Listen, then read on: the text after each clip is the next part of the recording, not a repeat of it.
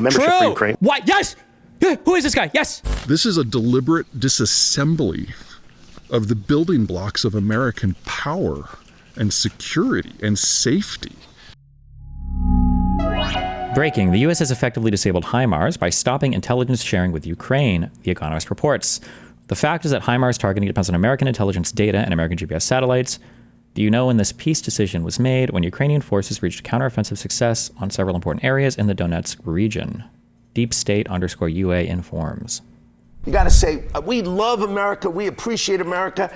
You know, we want you by our side. And if you think we should have peace, we should have peace, right? But instead, he said, I want $300 billion in reparations from Russia. I want them off my land. I want all the land, really, all the land and reparations and security guarantees. Like, what he's saying is where the conversation should start.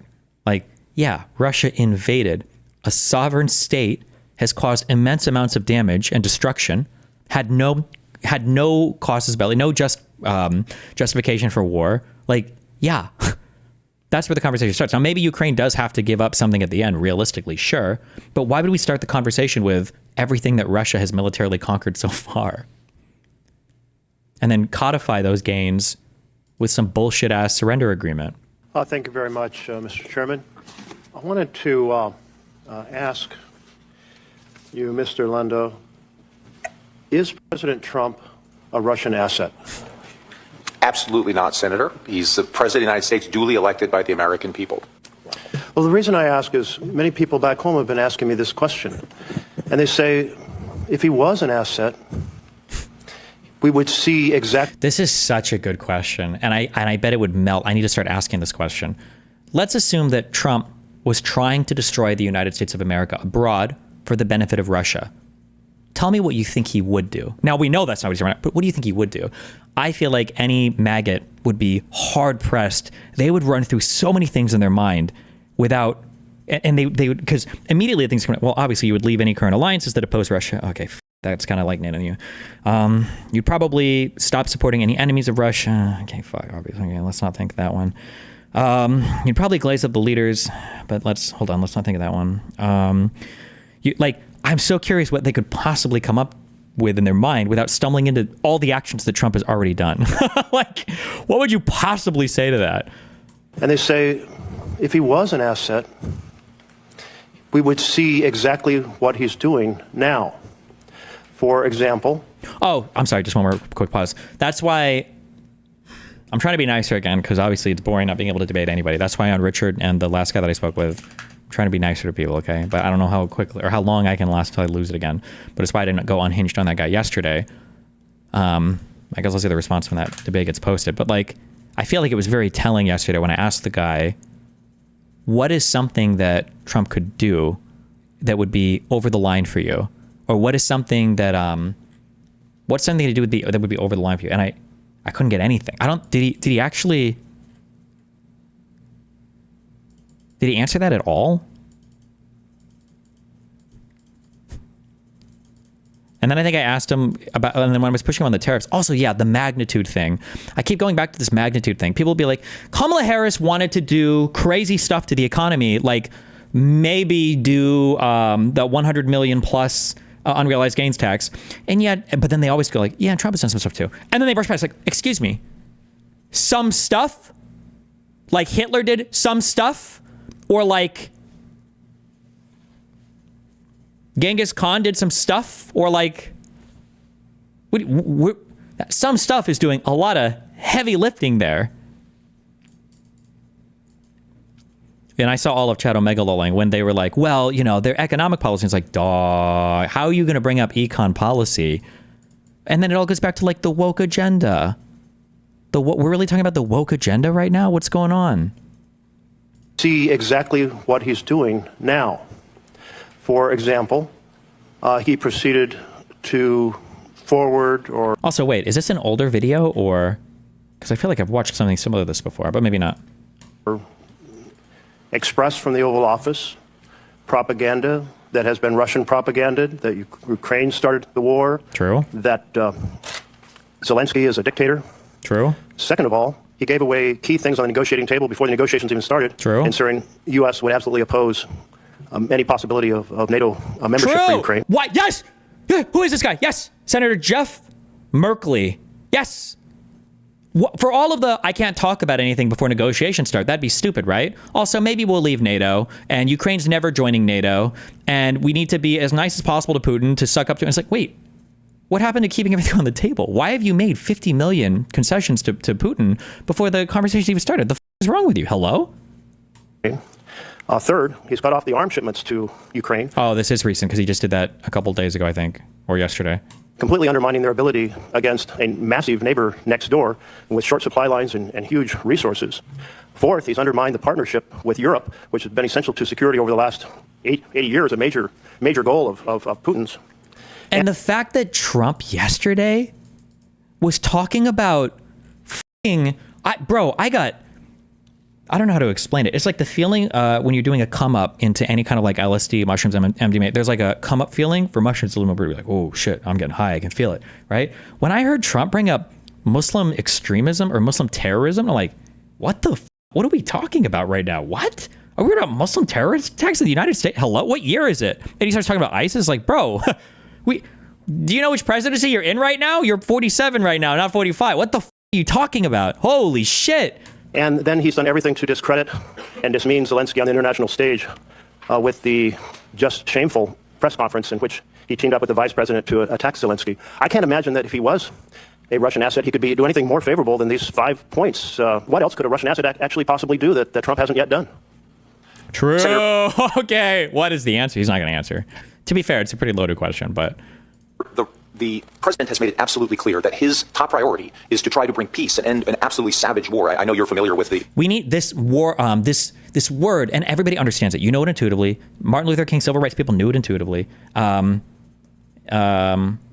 prefer, what is it? Is it a tense peace to the a negative peace, I think he called it, is the absence of tension. Everybody knows this. I don't have to read this because we all know this, right? That white moderate quote, who is more devoted to order than to justice, who prefers a negative peace, which is the absence of tension, to a positive peace, which is the presence of justice. Everybody knows this. Like, you can have peace at any point in time. The give me liberty or give me death quote. You can have peace at any time. Nobody wants peace. They want justice. This word peace is so poisonous, the way that it's weaponized by these people. The savagery. This is turning into World War I style trench warfare now in eastern Ukraine. The president is an Who won World War I? Why would you use World War I as an example? So should we have given up because of the trench warfare? What do you mean by that? Like, why? That's your example? Into World War I style trench warfare now in eastern Ukraine. The president is an exceptionally gifted deal maker. He is probably the only individual in the entire universe that could actually stop this. He's the only one in the universe that could do a unilateral surrender of Ukraine completely to Russia? Really? The president understands as part of his deal. Well, let's turn to another of the folks here. Thank you very much, since you're now off the topic I was raising. Mr. Whitaker, these 5 things that the president has done that are so favorable to Putin and so damaging to Ukraine and to our partnership with Europe, do you approve of them?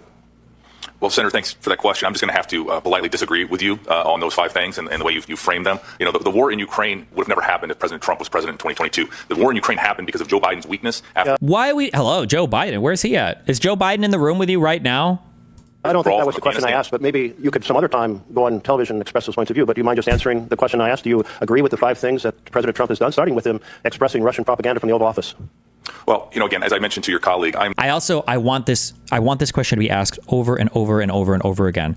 Okay, if our staffers listening to me or fucking media interns, whatever the fuck. Okay, when they say Trump is a good deal maker, he needs to be asked, what deals did Trump make for the American people? I want to hear the answer to that question. What deals did Trump make for the American people? He's a great deal maker. What did he make? Because the biggest deal that he bragged about before was the U.S. Mexico-Canada trade agreement. Apparently that deal fucking sucked ass because now we're blowing up our relationships, tariffing people because we're unhappy with how manufacturing works. So that was the one big deal that he signed, and now he has blown it the fuck up. So what deals are we talking about? What deal making is he doing? It wasn't legislatively because he got fuck all done there except tax cuts. I'm not here to assign labels. We're in the middle of a very important peace negotiation. Okay, thank you. I do hope that we have an administration that works to get the very best deal for Ukraine. But what a Russian asset would do would be to work to get the very best deal for Russia. And that appears to be exactly what Donald Trump is trying to accomplish. True. What would a best deal for Russia that would be another interesting thought experiment. If you could get people to like, you know, chat for 20 minutes. What would a best deal for Ukraine look like? What would a best deal for Russia look like? And what does it look like the United States is in the middle of negotiating right now, right? What do you think the two differences would be? And where would we be closer to, you know? First time I've heard of the pollster stuff, so I don't want to. Oh, that was pretty phenomenal to me. I was very gentle with this, but like, you haven't heard that Donald Trump is trying to sue an Iowa pollster? The Seltzer poll? You haven't heard that he's trying to sue a pollster? Remember, when we do debates, and I kind of fall into this trap here, although again, it's because I'm trying to be nice, right? It's not just about what you know about a thing. It's about your awareness of things in general, right? Like, awareness can be just as telling as your actual knowledge on the topic. And the lack of awareness on some things can say a lot about the type of media you consume, the types of things you're actually interested in, more so even than what you know about a particular thing, you know? Speak to that just out of ignorance. So what about him kicking AP and Reuters out of the press office because they wouldn't call it the Gulf of America? Did he is that why he kicked him out? Yes. So I didn't know that either. So sounds bad. Yeah, I would say so. Do you think pardoning all the J6ers was a good idea? And I honestly, I'm not just saying that because I don't want to answer this. I honestly have stayed out of that space. I know the very basics of what happened. Mm-hmm. Like, we don't know anything about the J6 stuff. That was a pretty big deal, even if it was a long time ago. We don't know anything about the staffers getting kicked out or the Gulf of America, Gulf of Mexico. That was covered all over the news. We don't know anything about the numerous lawsuits that Trump has going on right now. Probably a blanket. I mean, I don't agree with blanket pardons in general. I don't think that they're smart. It probably should be pretty individualized. So I guess my running answer on that would be like, no, I don't necessarily agree with the blanket pardon for all J6ers, but I've not looked at the specifics of it. Gotcha. I said that you have the one like, enjoy the conversation, but this is kind of a dumb gotcha pulled from the very end of the convo. I didn't jump on to defend Trump or his actions, but at the end, it was like I was cornered into being a MAGA spokesperson. I've never really been a MAGA guy, so I don't feel the need to answer for everything Trump has done. Mixed bag for sure. Either way, I enjoyed this. This is what I don't understand. And I told you this over and over again. Remember when I said, I was quoting, somebody sent me an email where they're like, anybody who says, I don't really support either candidate, always votes for Trump. You never hear a person say, I don't really know how I feel. Both candidates are kind of mad to me. I'm probably going to vote for Kamala. You never hear that. I don't know about, like, they both have their problems. I'll probably vote for Joe Biden. You never hear that. It's always, well, I'll vote for Trump, right? And if Trump has already done all these exceptional things, we'll say, in his first month and a half in office, but we're still convinced that we needed to vote against Kamala, I would expect at the very least we have really, really, really strong reasons for doing so. No? Otherwise, how are you not a MAGA guy? You voted for him, and you would still vote for him. And if he ran for a third term, it sounds like you'd vote for him again. That's as MAGA as you can be, right? Like, I don't know. I don't know. This is you saying this. Billionaire off the edge of the earth who has like had 3 wives and was fucking porn stars and paying them off with campaign money while cheating on his wife. This is the new, like moral leader of your political party who also makes fun of like war heroes and like makes fun of like POWs and shit. Like, that's wild. That sounds like you're like saying basically all conservatives are saying that Donald Trump is their moral hero, when in actuality I think that very few people, honestly, on the conservative side believe that. I don't believe that. And I think it's the biggest hope in the world. Okay, but what do you say to the people that say I'm really gonna vote for Donald Trump not because I support him, just because I hate Biden? I feel like it's the exact thing on the other side. It's always them. I run into so many people. They'll do this thing like, yeah, I don't really support Biden, and Trump isn't the greatest, but I'll vote for Trump. And then every time you look at social media, it's always like, Joe Biden sucks his son's fucking cock while he's fucking smoking crack cocaine. Donald Trump fucking owns this fucking guy. Like, embarrassing Hunter Biden released sex tape. Donald Trump fucking owns. Like, every. Dude, I can listen to an hour of this. Yeah, no, it didn't have every single fucking time I talk to these people. To be fair, I'm definitely overstating social media stuff. I'm sure they're probably, the moderate Trump people that these guys talk about, they do exist in society. I just never interact with them because they're not on social media, to be fair. They're probably more right here than I am, but I hate seeing these people online. They're the only people you see online. God, it's so fucking annoying. Destiny fights so hard to protect the status quo. Not an easy job. I give him credit. I wonder what his motivation is. The status quo right now is you sitting on your ass watching a live streamer, okay, while you're either working and collecting money watching video game streamer, well, not a video game streamer, watching live streamers, or you're at home with the luxury of sitting on a computer watching a live streamer, okay? The status quo has done a lot of good things. That doesn't mean we can't improve on it. This isn't toddler syndrome. This isn't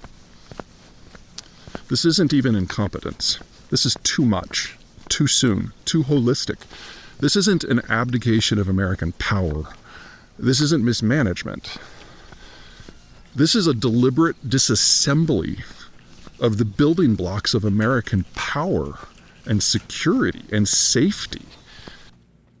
This is something else. Start with Ukraine. The Trump administration immediately suspended effective immediately all military aid of all types to Ukraine, including anything that was in transit and had already been budgeted, paid for, and palleted and moved.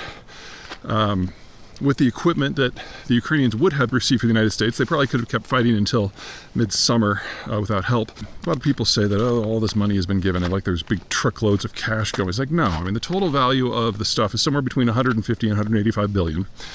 But think of it this way. When you clean out your closet at home to make room for your new stuff after Christmas, and you take it to Goodwill, how much do you say it's worth when you fill out that little form at Goodwill? What it's worth when you bought it. And what the military has done is basically gone through their old stores of things they haven't used literally in decades, reported them for the cost that it took to build them, and then adjusted for inflation. And for about 70% of the total number, that is the donation. And so you're talking about old equipment we weren't using that was marked at a value that's probably higher than it ever was worth. Of the rest, 10 to 15% is ammo and more legitimate equipment, legitimate as in current, and then the rest is cash. So really you're talking about a total value given that's well under 40 billion, chump change. So for having the Ukrainians basically take our hand-me-downs and fight the Russians to a standstill, that's a national security win and an economic win by any possible measure. The Trump administration, not casually, but actively, deliberately breaking relations with all of our closest allies, to including the United Kingdom. Now, regular calls throughout Congress, not just for this or that NATO leader to resign, or Zelensky of Ukraine, of course, but actually withdraw the United States from NATO completely. The second big one that happened today is the imposition of a 25% tariff on everything coming from Mexico and Canada. Mexico and Canada are number one and number two trading partners. And everything that we do in the world of manufacturing is integrated with them across borders. Well, it's a lot warmer out here than I thought it was. By doing a blanket tariff, what that's basically done is made most American manufacturing non-viable almost overnight. And what Trump did by threatening the tariffs a couple months ago and now implementing them today is, even before today, new investment into the United States, into North America, had frozen completely because no one knew what the situation was going to be. He introduced what we like to call regulatory uncertainty into the situation. And now that the tariffs are in place and people know what the math is, no one's going to come here. He said he's going to put a 40% tariffs on all agricultural imports. Now, okay, this is bullshit, all right? I am getting kind of sick of this, all right? Listen, I understand that Peter's a fan of my stream, but you can't just shamelessly rip all of my takes and then present them as your own without at least giving me credit, okay? What the f***? The United States is a large country that grows a lot of its own food. We're the world's largest agricultural exporter, and we have a variety of climate zones, but we don't have all of them.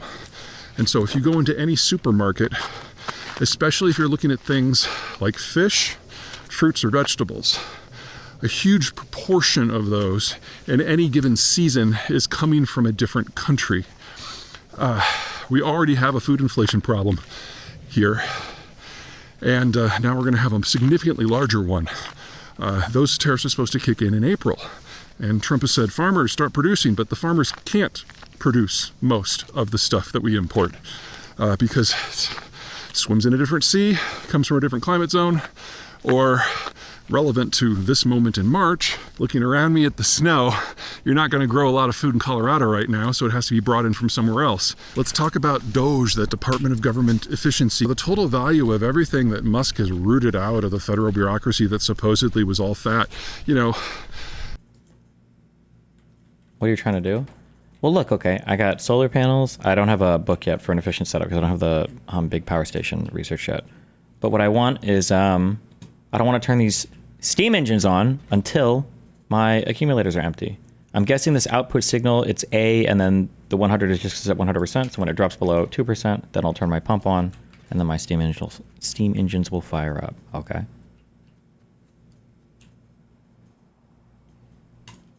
We're only like $30 billion for all the disruption out of a $7 trillion budget.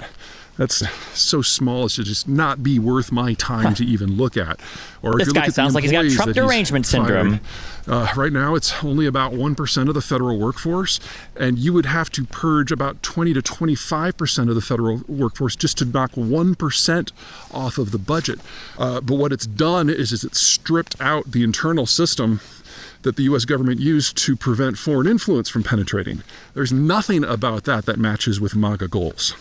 For something that's near and dear to my heart, the Forest Service, staffing all the national parks, that surges in the summer, firefighters, those people have all been let go. So when we get to summer driving season this time, in a couple months, a lot of the national parks probably aren't going to be able to open. And if we have forest fires this year, that's going to... Zeihan is pretty linked to the Rogan sphere. Do you think this kind of anti-Trump thinking will ever make its way there? In my mind, I feel like Peter Zeihan was like a bridge from Rogan to retarded shit. For a lot of people, actually. I don't think I've ever disagreed with anything that he said. Like, I don't think he's stupid at all. The only thing I felt is I feel like just a teensy weensy, and honestly, I don't even know if it's fair to ascribe this to him, is that he was like the population aging demographics guy. And I don't know if he overplayed that or if just that's the only thing people took from what he said. But man, I feel like every video I saw was about the population demographics. This is what's going to happen, the population demographics, and that's it. But like, he's never said anything wrong or stupid. Like I've never heard him speaking before. And he's like, oh my God, how could he fucking be that dumb? Like I've never had that impression of him before. I just felt like sometimes the population stuff was a lot. But then again, it might just be that that's just what people listen to the most, because it's nice when you get like a simple answer to explain a whole bunch of stuff about a society. We're no longer testing food safety because those are temporary jobs. And so we no longer have an eye on the bird flu epidemic because we're not able to collect the information that we need. With all the firings, with everything that DOJ has done, the U.S. budget expenditures have gone up compared to the Biden administration. Somebody said in DGG chat that his Patreon is like full of a bunch of people just screaming TDS at him. Is that true? If so, that's so sad. We've got lists of government assets around the world, some open, some covert, that have just been released to the public. Stuff like this is, if it gets in the... Also, snow is a good sound canceller. Oh, that's actually super true. One thing that we don't think about a lot, our ears are really good. A lot of the human senses are pretty good. Well, I mean, compared to what, I guess. But our senses are pretty good at figuring things out or hearing differences in things. There is a sound, if you've ever lived in a snowy area before, there is a... I don't want to say an eerie quiet, because it's not usually eerie, but if you step outside after a first snow, there's a much more muted, quiet sound from the neighborhood or from outside than what you're normally used to hearing, yeah. In the hands of other states, that's like the 5-year effort of espionage, and it was just handed out. That doesn't serve anyone's agenda in the United States. What else? I gotta look at my list. I've got a long one. I always feel kind of bad for people like this that, I don't know, like I said, I want to be really careful because I don't think he's done anything stupid or wrong or been like a Trump sycophant or anything like that. So I don't want to give that impression. But I wonder if he was ever like enamored with the attention he was getting from like the pro-Trump crowd. And then now he's like, wait a second, why do these guys all fucking hate me? Like, I thought you guys liked me because you thought I was giving like good takes on everything. And it's like, they were just deranged Trump people who liked simple answers for complex problems. And now that you're giving an answer that's not in line with the Trump agenda, they fucking hate you. But I don't know. All right, the Federal Bureau of Investigation has stopped investigating terrorism in order to focus on illegal migrants. What? Department of Health and Human Services isn't even holding the meetings that are necessary to start the process for selecting the next flu vaccine, which has the medical community freaking out because they rely on these private groups to, at no compensation to themselves, advise the government as to what type of vaccine is going to be needed based on the flu strains that are circulating. And since HHS also cut connections with the World Health Organization, we're just kind of guessing at what's out there and literally relying upon the kindness of strangers to tell us what we need to get ready for. All right, USAID, that's the Agency for International Development. It's gotten a lot of crap for doing some strange things, that's fair. But if you're not going to invade or occupy a country, USAID is the primary method that the United States... Okay, Why can't, this is what I don't understand. I wish, okay? Listen to what he just did, okay? He said, USAID has gotten some crap for doing some strange shit. That's fair. But this is an important organization, right? Why can't people criticize a thing without having to completely and utterly destroy that thing? Why can't people just be like, ooh, yeah, I don't know, probably don't want to do that. Okay, yeah, let's change that. Okay. And then that's it. It's okay. Like, fuck. Who uses to influence countries around the world. You can call it whatever you want. The bottom line is when it's not present, the Iranians, the Chinese, and the Russians absolutely dominate the space because they will step in with relief support that is... Even Hezbollah was doing that. I think Lonerbox has talked about that probably more than I have in terms of like providing relief or support for citizens. Because you know that, like, well, fuck the mafia. The mob like would do shit like this, right? Like giving shit out to people for free, or you know, taking care of some kind of like basic need or services. You know, if they're not being provided for, because you have to do PR for yourself. Like it's important. Everybody knows this. Well, used to know this. Loaded with intelligence operations, and all of a sudden they've gone from meeting USAID head to head to having a completely open operating environment. And so, of course, the Iranians and the Russians sent a joint letter to the Trump administration thanking them for making life so much easier for them. Or in the Defense Department, we canceled all operations against Russian cyber activity. That includes defensive operations on our part, as well as offensive operations to disrupt their ability to hack the United States. The Russians maintain a very active cyber presence. They're not just hacking our elections and our media and our power grid and our water and our food supply and the stock market. They're going after you specifically because part of the Putin alliance that rules Russia includes organized crime out of St. Petersburg. I feel like Destiny hasn't watched much Zeihan outside of seeming to know about the Rogan interview, or he only hears about Zeihan from maggots. That is correct. That's why I've said that literally 15 times. Yes, correct. And our water and our food supply in the stock market, they're going after you specifically because part of the Putin alliance that rules Russia includes organized crime out of St. Petersburg. And so most of those cyber things are linked to Russia in one way or another. And we have basically decided just to lay back, open our legs, and let whatever happens, happens. This isn't anything that I would think that any American would ever want, much less orchestrate, which has pushed me into the realm of some conspiracy theories. I think we now need to consider that the Russians really have penetrated the White House. And while I think it's a stretch to say this is like a Manchurian Candidate sort of situation, there are too many things happening that seem too tailored to hobble American capacity long run. And everything that was on this list is something that the Russians have tried before. Like, the good question is, again, that I think is interesting to consider is, if Russia could dictate U.S. policy to the U.S., right? If they could dictate our own policy to us, what would they do? Or what would they do differently than right now, you know? And that can be kind of hard to answer sometimes, you know? Like, there are, coming into this presidency, Jesus Christ, the 6 or 7 weeks it's been, coming into the presidency, you would imagine that if a binder was handed to Putin and this was the plan, he would say, okay, Dmitry, I like what I see here. It's ambitious, okay? But this is way too much at the same time, all right? Now, abandoning Ukraine, that's obviously based and awesome. Okay, I love that. But attacking Canada and Mexico at the same time with tariffs, like maybe we should make a little bit of space, or we can just do like Ukraine and the European Union at the same time, but then wait like maybe to year 2 to go after like Mexico and Canada. Like, I don't know if doing all of these at the same time, it seems like it's kind of like over the top. It seems like it's like pretty obvious, you know? Threats to invade Greenland? Well, that's just, come on, that's like wacky. That's kind of off the table. We don't have to talk about Greenland and Panama? No, okay. Maybe if Trump gets a third term, we can talk about that then. But he's like, no. Dimitri's like, sir, we can do all of this in 6 weeks. All of it? Threaten to attack Panama and Greenland and start a trade war with Mexico, Canada, and the European Union, and abandon Ukraine at the same time, and signal to the rest of the friendly world how much you hate them by making sure that the tariffs on them are higher than the tariffs on China, the country that you've said is your like mortal enemy for 8 years. I don't know, man. That's just so much. That's just so much in 6 weeks. I don't know, man. That's a lot. That's a lot to do in 6 weeks, you know?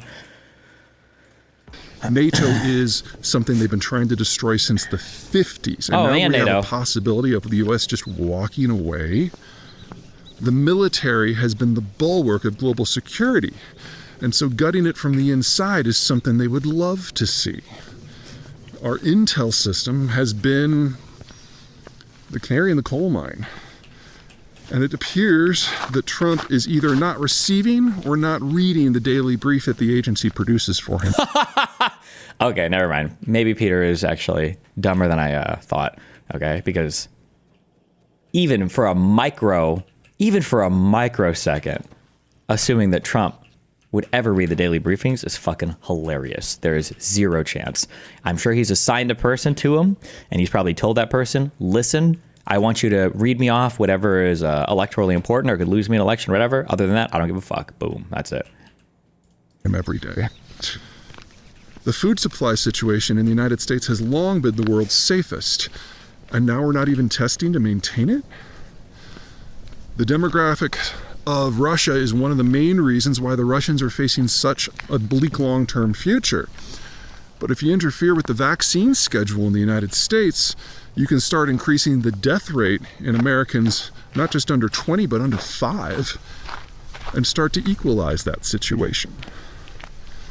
Now, that is something I'm actually a little bit more okay with.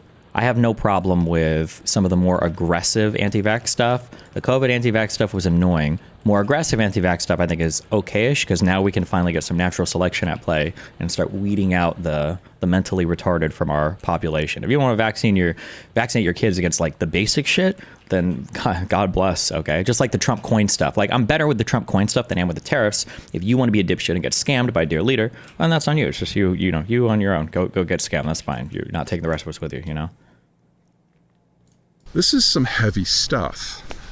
And what we're going to be doing in the next few videos are exploring all of this from the Russian point of view. How they... Where is he right now? Like, is he like in fucking Switzerland or some shit? Or where is he skiing or snowboarding all the time or walking?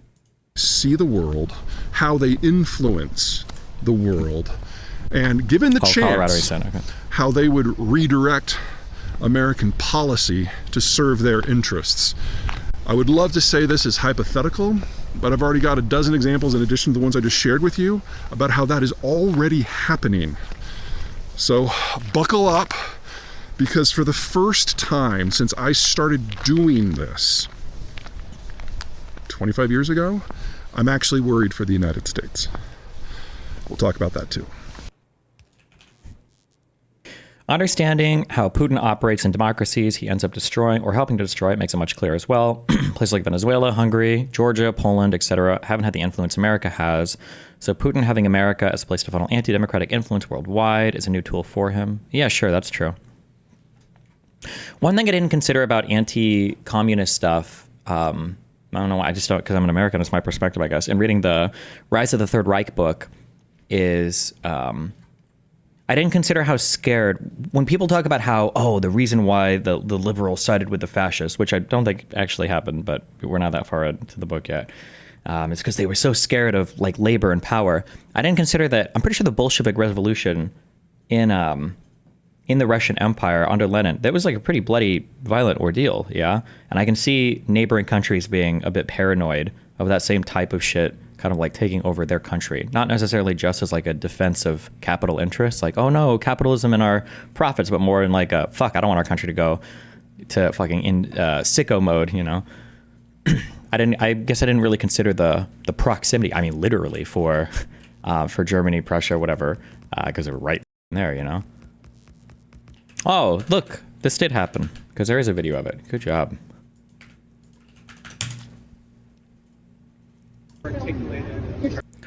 From my experience in Europe, I can tell you that Russia only wants chaos. They will never tell you go full dictatorship or not. They want to basically say, hey, liberals, your system isn't working. Now, I'm not telling you to do like us, but yours isn't working, wink, wink. Yeah, the thing that I've read is that Putin doesn't give a fuck about necessarily taking over countries, but like one of the biggest threats to a regime like Putin's is to have thriving liberal democracies on his borders. Because what it demonstrates to the people of Russia is theoretically we could look like that. Or if this is a functional system that's doing better for these people, that this is something that maybe we should aspire to a little bit more. But I don't know I hate talking about anything now, actually. Fuck. After post 5 minutes. I don't like talking about anything unless I've read a ton about it, because these are very surface level takes, and I could be completely wrong on that, but that's just the vibe. I'm telling you, I'm vibing it out. That's my vibe feeling. I don't know how true that is or not true that is. I will say that one thing that I said, though, that ended up being completely right. I have like vibes. I've got intuitions. Fuck off with this vibes word. I have intuitions that I developed after reading the Israeli-Palestinian history that I think are a lot better historically than before. And that one intuition I have now is there are no historical events that happen because of one massive thing. And I actually think it's probably not even good to learn history that way. So I think one thing I said several months ago was like, I doubt World War I started just because Franz Ferdinand got assassinated. That's probably not the case. There's probably a lot of other stuff going on. And I think that is true for basically every single major historical event.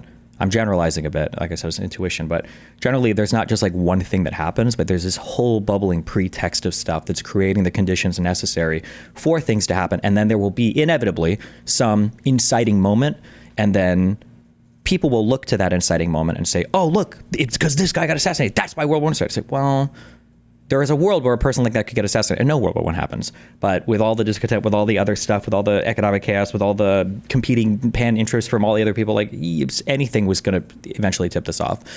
For Israel-Palestine, a really common talking point is that the Second Intifada was started when Ariel Sharon set foot onto the Temple Mount.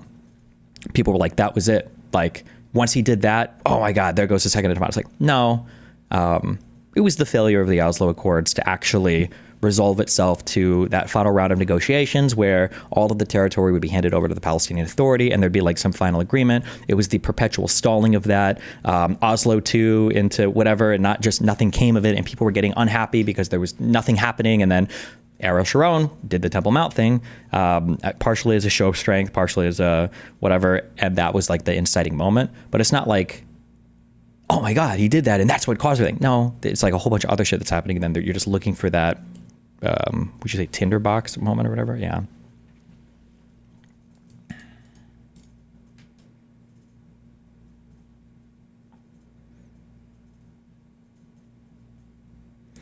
Agree with you on this. Does the same apply for Iraq War and 9/11? I mean, 9/11 has, there's a history of like where like the radicalization of Osama bin Laden and where the Taliban came from and all of that bullshit, or Al-Qaeda, I should say. But I still don't know why the United States did the Iraq War. I can't tell you that at all. Maybe at some point I'll study that, read into that. I don't understand. I don't know. I understand Afghanistan. I don't understand Iraq. I don't.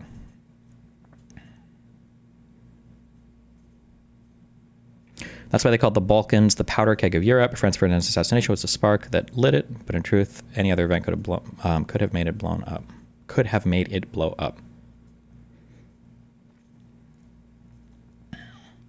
Not to be mean, but like, weren't we all taught the tinderbox thing in like 10th grade? Maybe you were. If you were, good for you. But I feel like I've learned history through these events that were just astounding events that just happen, and then they change the course of history forever. And it's like, kind of, but history was already kind of sort of headed in that direction. One thing that's a little disappointing to me that I haven't brought up before, that actually really bothers me, is I actually think that America has a history of isolationism during World War I and World War II. But I have to read more about this. But if you think about it, unfortunately, I don't think America became involved in World War I or II until we were directly attacked. We had to have somebody blow our shit up for us to finally give a fuck about it, which I think is actually a little bit morally disappointing. So as much as I like to say, like, and I will use this against, the nationalists or the MAGAs or whatever, like, don't you want to be like America? Like, we saved the world. Aren't these good stories? Isn't this a good thing America could do? Like, it took the Japanese bombing Pearl Harbor. It took... Was it what was it in World War I? Didn't we have like some boats get sunk by like German subs or some bullshit? What was it? There was a famous event here, wasn't it?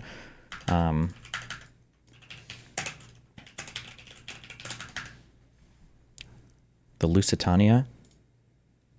Damn, why do they attack us? How dumb.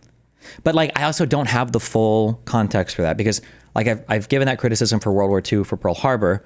Like, why did it take us getting attacked for us to do anything? And I think I had a history guy email me once, and it's like, the reason why Japan attacked us in Pearl Harbor is because they knew it was probably inevitable that America would become involved. America had already become involved politically in terms of how we were doling out resources to the Soviets and everything. So maybe that's the case. Maybe America would have eventually become involved. But then I've also heard that the domestic situation in the United States was pushing heavily isolationist as well, that people didn't want to get involved. And yeah, I don't know. Are us Jews fucked when it comes down to Jew hatred? It seems it's getting worse and worse, or is it just an overreaction? I don't know. It's probably getting worse, but you guys got to stay strong, okay? Because if you guys all die, we're just going to hate each other. So I don't want people coming after us next. So you just got to take the brunt of it. Destiny, do you agree with JJ's take that you need to have a base of facts before you can start doing the analysis you're talking about? So drilling facts is super important. Yeah, I've given that take before. Yeah. When people ask me, how can you sniff out bullshit, or how can you tell when someone's full of shit or not? I think I've said this over and over again. Unfortunately, there's just no shortcut for having, I call it like a working vocabulary, but there's just having some working knowledge of a particular thing. Because as soon as you have working knowledge of a particular thing, now you can immediately tell that guy's full of shit. This guy's fucking retarded. This guy seems like he's onto something. This guy seems really smart. But if you don't have that base of facts, it's very, very, very easy to be misled on stuff. Dave Smith is pretty good at this. Dave Smith probably knows more discrete facts about Israel-Palestine than any other person I've heard debate the topic before. So I can understand why people that don't know anything about it are enamored by him. But his contextualization of all those facts is very, very, very, very, very bad. And the Ian Carroll guy that we listened to yesterday even had, I would say, maybe better contextualization of those facts.